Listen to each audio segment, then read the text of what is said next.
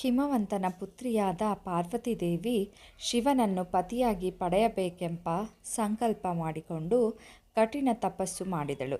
ಸುಮಾರು 3,000 ವರ್ಷಗಳ ಕಾಲ ಪರ್ವತಗಳಲ್ಲಿ ವಾಸವಿದ್ದು ಬಿಸಿ, ಚಳಿ, ಮಳೆ, ಹಿಮವನ್ನು ಸಹಿಸಿಕೊಂಡು ಉತ್ತಮ ಊಟ ನಿದ್ರೆಗಳಿಲ್ಲದೆ ಅವಳ ದೇಹದ ತ್ವಚೆ ಸಂಪೂರ್ಣ ಕಡುಕಪ್ಪಾಗಿ ಬದಲಾಗಿತ್ತು.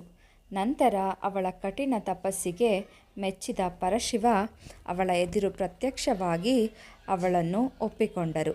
ನಂತರ ಅವರ ಶಿರದಲ್ಲಿ ಇರಿಸಿಕೊಂಡಿರುವ ಗಂಗೆಯನ್ನು ಪಾರ್ವತೀದೇವಿಯ ಮೇಲೆ ಹರಿಸಿ ಅವರ ಮೈಮೇಲಿನ ಕಪ್ಪು ಬಣ್ಣವನ್ನು ತೊಳೆದು ಹಾಕಿದರು.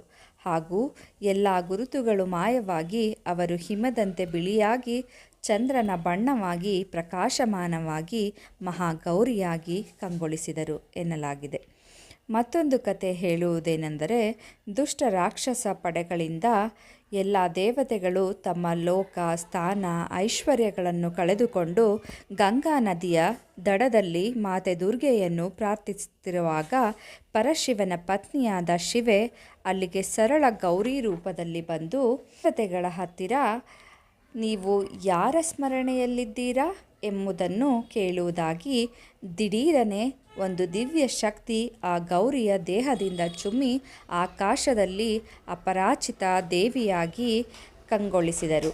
ಹಾಗೂ ಗೌರಿಯೂ ಸಹ ತನ್ನ ದೇಹವನ್ನು ಭಯಂಕರ ಅಮೋಘ ರೂಪವಾದ ಮಹಾಕಾಳಿ ರೂಪವಾದರು.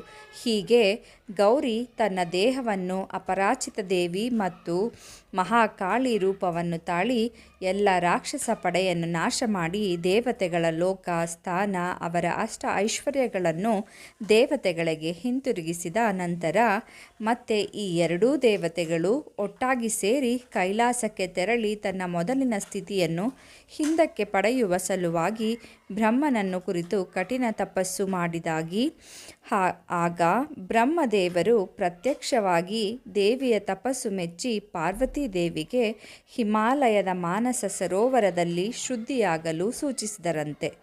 ಆ ನಂತರ ದೇವಿ ಮಾನಸ ಸರೋವರದಲ್ಲಿ ಮಿಂದೆದ್ದು ಅವರ ದೇಹ ಹಿಮದಂತೆ ಬಿಳಿಯಾಗಿ 4 ಭುಜಗಳೊಂದಿಗೆ ಒಂದು ಕೈಯಲ್ಲಿ ತ್ರಿಶೂಲ, ಇನ್ನೊಂದು ಕೈಯಲ್ಲಿ ಡಮರು, ಒಂದರಲ್ಲಿ ಅಭಯ ಮುದ್ರೆ ಮತ್ತೊಂದರಲ್ಲಿ ವರಮುದ್ರೆ ಹಿಡಿದುಕೊಂಡು ಬಿಳಿ ನಂದಿಯನ್ನು ವಾಹನವಾಗಿಸಿಕೊಂಡು ಮಹಾಗೌರಿ ರೂಪದಲ್ಲಿ ಹೊರಹೊಮ್ಮುತ್ತಾರೆ ಎನ್ನಲಾಗುತ್ತೆ.